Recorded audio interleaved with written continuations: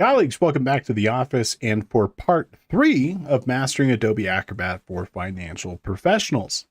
In this series, we have been discussing the inner workings of Adobe Acrobat, which is this incredible tool with respect to creating, managing, editing documents for digital distribution. A PDF portable document format is essentially the equivalent of digital paper. It is a faithful and accurate representation of a piece of paper represented digitally. And Adobe Acrobat is the gold standard with respect to tools that we can use for creating, editing, and managing them. Now, in part 1 of this series, what we ended up talking about was just essentially what PDFs are, how they function, the inner workings, and the Adobe Acrobat application. Adobe Acrobat's been around for, at this point, close to almost 40 years, I'm going to say, somewhere between 30 and 40. And it has a reader program, which is free, a standard, and a professional version. And just depending on what level of functionality will determine what version of the application you get. But we're talking about the premium versions of this, the standard and the pro, which are tools that we can use for, again, creating, editing, and managing these PDF documents. And in episode 1, we talked about the different versions of this and why you might want to choose one or the other. In episode 2, we talked about creating PDFs, editing PDFs, and then we started our conversation with respect to forms inside of PDFs. Now, today we are going to go ahead and pick back up, and we're going to finish our discussion on Adobe Acrobat forms inside of PDFs themselves, and specifically e-signature, what it looks like to create and get signatures from people using Adobe PDFs. Now, from there, we're going to go ahead and then discuss some other key aspects of the Acrobat application. This tool, which is so important and powerful, most folks just scratch the surface with respect to some of the things that you can do with it. Most folks, for example, just use it to output PDFs, let alone and kind of glance over the forms, the e-signature, or other aspects. So I'm going to go ahead and share with you some of my favorite features and functions of the application itself, including things like reviewing and comparing files, stamps and measuring things, sharing things, sending out for comment, the action wizard, and more. And depending on time, we'll also take a look at some alternatives to Adobe Acrobat that you might want to use if you don't want to get the licensing. Good news is, in today's environment in 2022, you have lots of options with respect to management of these PDFs. So there's no shortage of tools that can be used at every budget level, every type, mobile, desktop, Mac, PC, for creating and editing. Acrobat's just one of them. But I will say, from a business user's perspective, it's probably the overall best. And the one, even though it's not free, would be the tool that I would encourage you to consider using. Now, before we get started, I do want to remind you that you can earn credits for watching or listening to our podcast today. Super simple. You can earn your credits in just as few as a couple of minutes. As with all CPE Today podcasts, they are available for CPE credit at cpetoday.com. Today's course code is ADFP3, but you can just go to cpetoday.com and search for Adobe PDF and you'll find our course. Complete a short quiz and you get a certificate with your credit. You can make today's podcast credit 100% for free by using coupon code ONEFREEPODCAST at checkout to make your credits today free. Now, if you enjoy this type of content, please consider subscribing and both on YouTube or Facebook or on wherever you happen to receive your content, including Apple Podcasts and more. We put out the CPE Today podcast every week, twice a week, Tuesdays and Fridays. And our podcast, besides offering fantastic training like Adobe Acrobat in this current series or Microsoft Excel and more, we bring you the latest and greatest in technology, accounting, and business knowledge. Often reviews, analysis, and training on stuff that we think is going to make you useful, powerful, and effective in your career. And we put it out 100% for free. How awesome is that? And you can just tune in live and watch Tuesdays and Fridays at 11 a.m. Pacific on YouTube or Facebook, or you could subscribe on YouTube or Apple Podcasts and Spotify and get the episodes pushed to you directly to your mobile handset. So please consider checking it out if you enjoy this type of content. Alrighty, without further ado, let's go ahead and get right into it.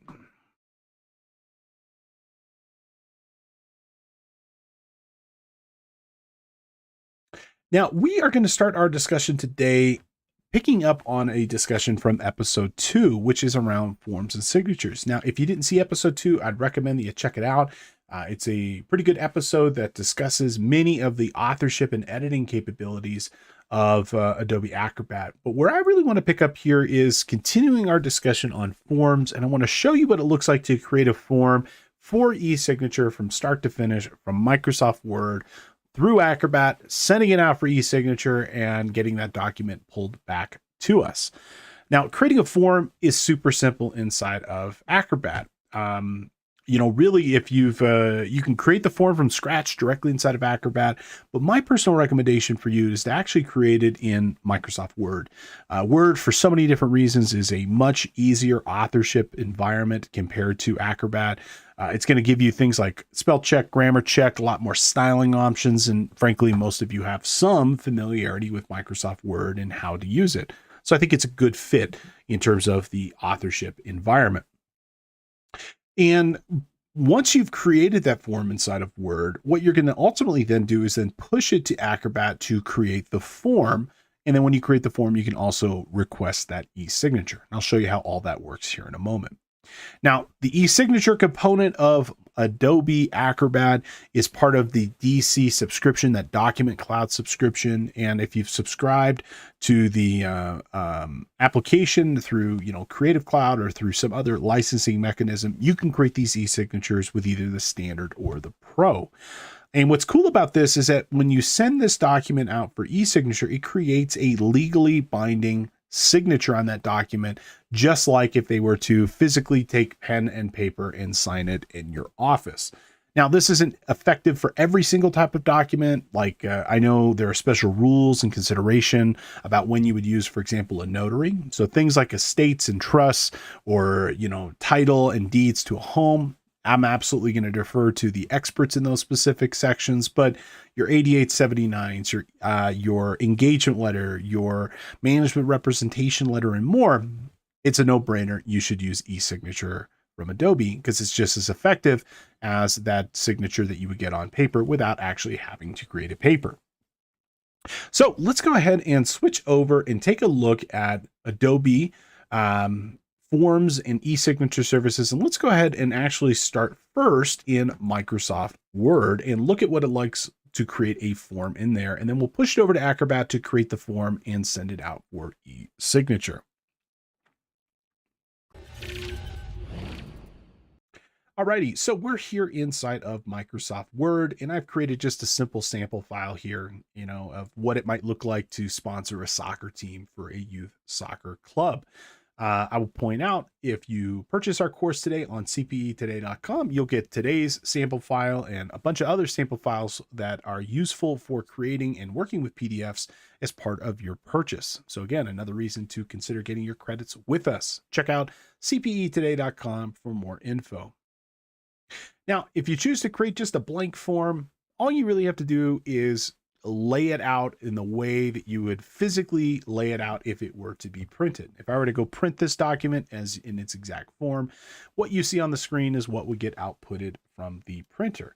And as a guy who's created so many different types of forms over the years, I would tell you that it's part art, part science. You need to find a way to balance the information that you're looking to collect with aesthetics and making it easy and also being complete. If you make the form too long, too cumbersome, you're probably not going to get all the information you want. If you make it too brief, same thing, you might not get all the information you want.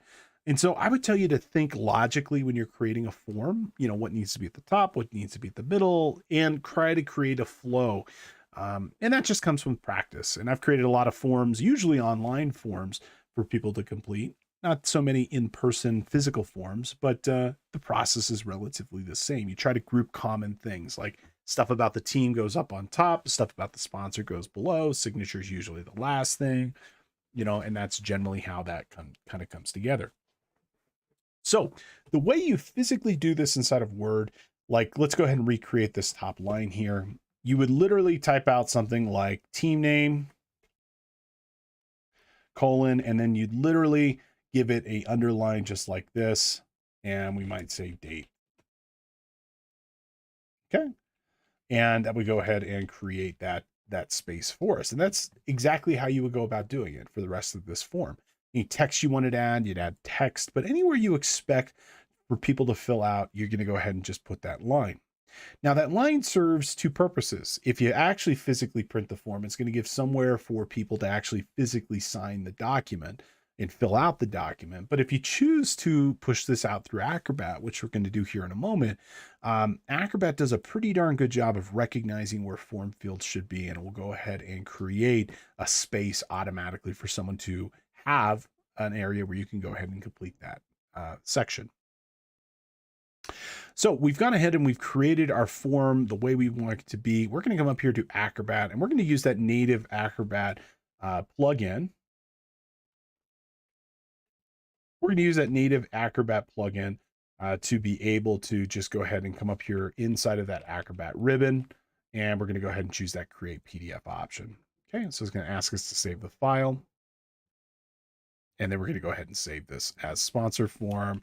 And I live up here in beautiful Big Bear Lake, California, so we're going to go ahead and say Big Bear. Okay, and that will go ahead and generate that PDF for us. Okay, so there we go. In one click, we can go ahead and generate that PDF right out of Word and push it directly into Acrobat. Now, for those of you who've been following along with episodes 1 and 2, you know that the Acrobat tools are over here in the tool section of the application up here in the toolbar. You're not going to find it in the actual navigation any longer. Modern versions of Acrobat have a separate tools menu. And all of your forms and signature stuff is going to be grouped together under forms and signatures, which you can find right in the middle of the screen.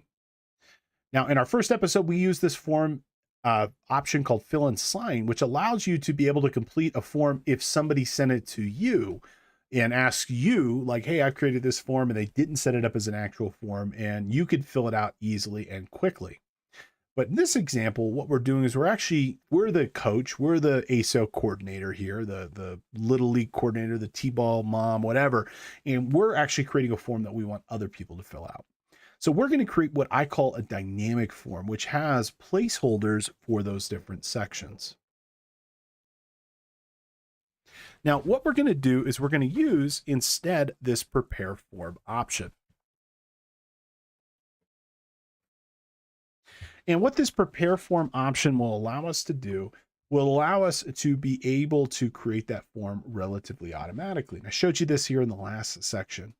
And the real kicker here is this little option right here that says form field auto detection is on. If this is off, as an example, you're going to have to specify every single field of the form automatically. And frankly, that could just be a heck of a lot of extra work. And so I just recommend that you leave that option on. And we're going to go ahead and also say that this requires e-signature so we can do the full experience of sending something out for e-signature. And we're going to go ahead and hit start.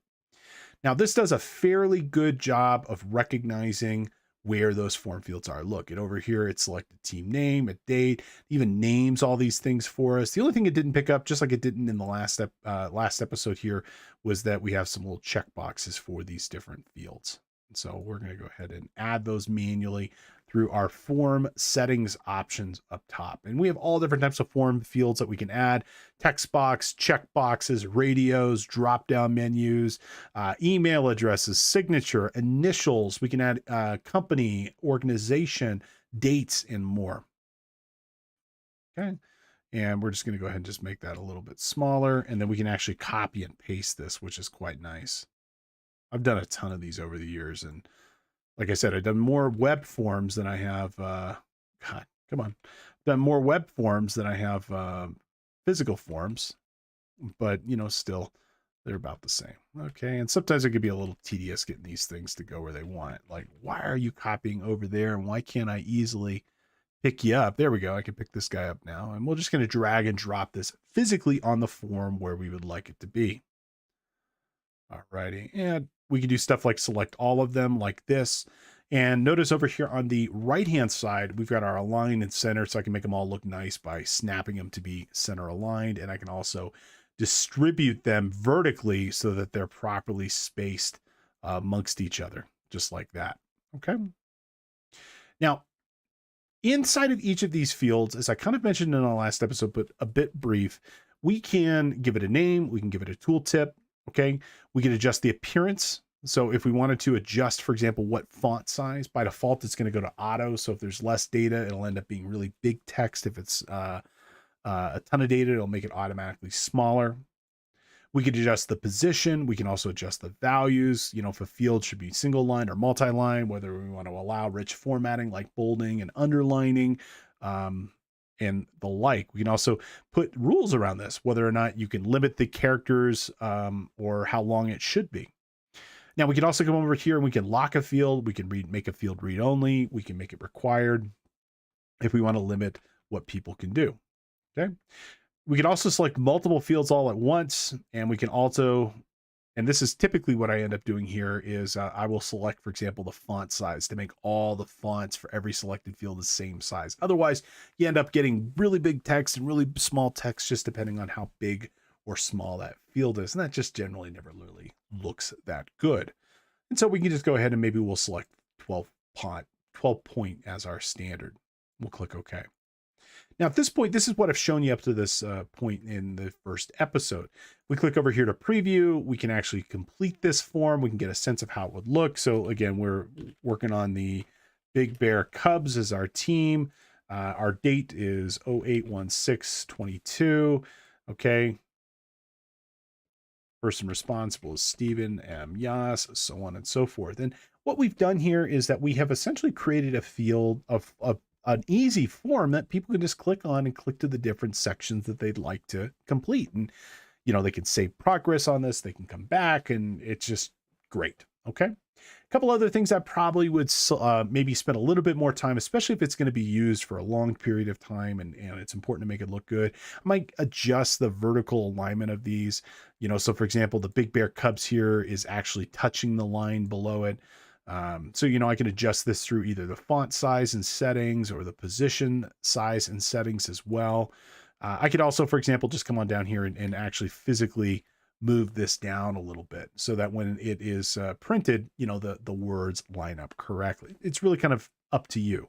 There's several different ways of making that work.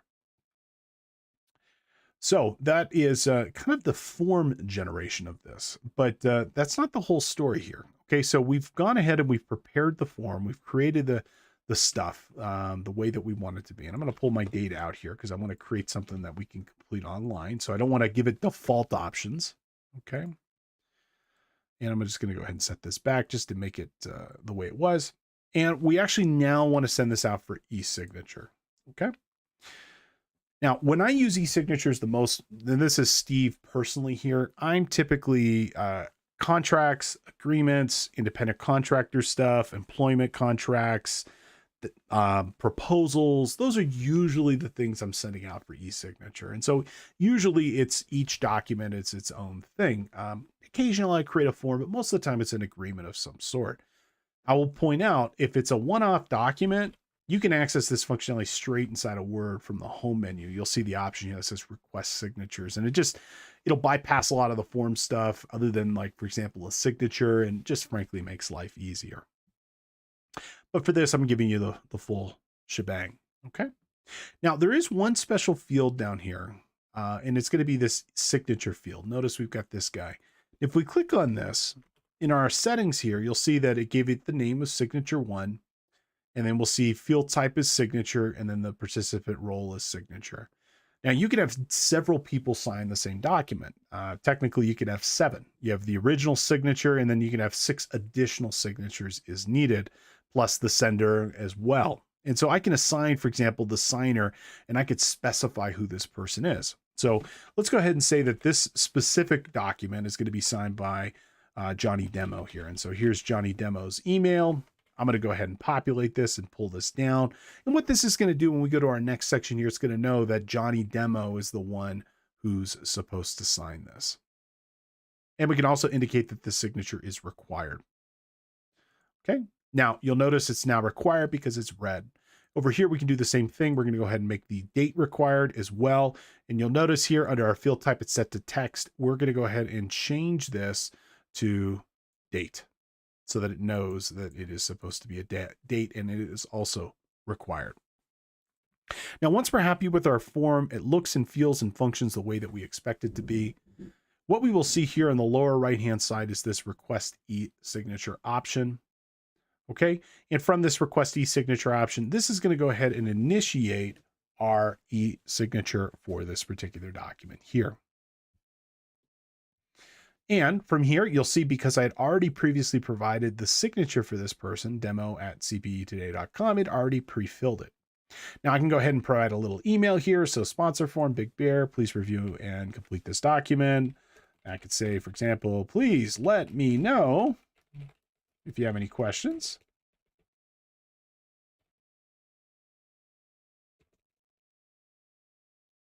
Okay. Okay. And under our more options here, give this a second to upload. We get some additional options with respect to how this e-signature should be done. So if we wanted to add additional recipients, we can go ahead and do so. Okay. We can specify some of the authentication. For example, we could password protect this.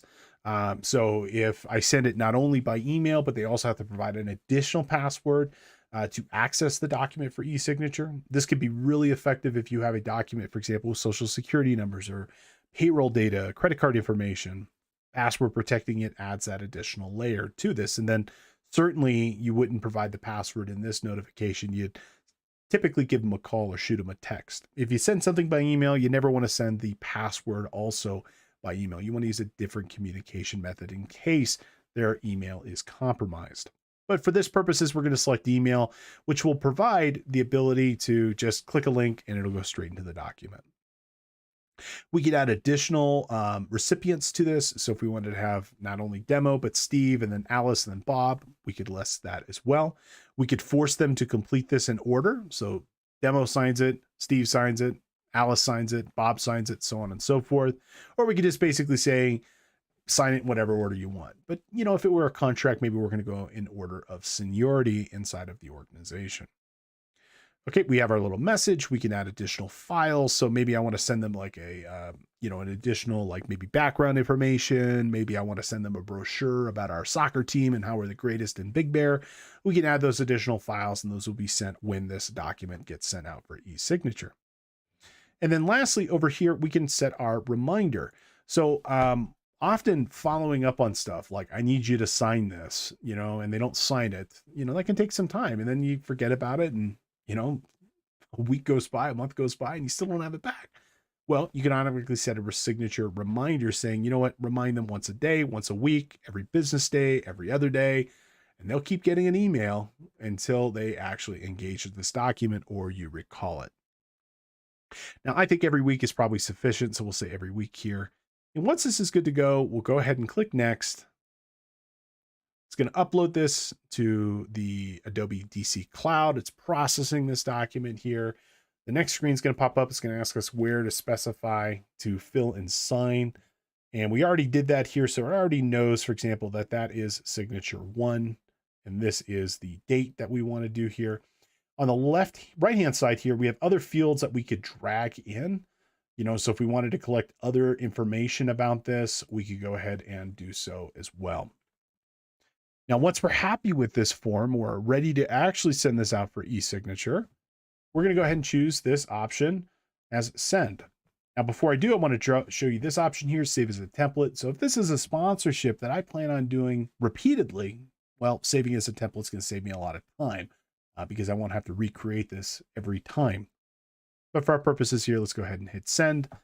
It will now upload this to the Adobe DC cloud, and it's going to go ahead and send off 2 emails. It's going to send an email to the author.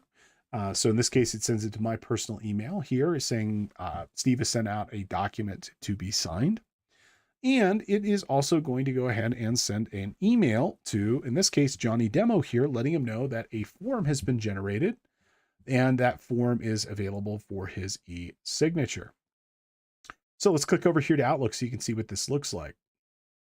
Alrighty, so I got my little notification here saying that I've received an email, and we'll see exactly what this e-signature form looks like. So Steve Yoss requests your signature on sponsor form Big Bear. Click here to review and sign.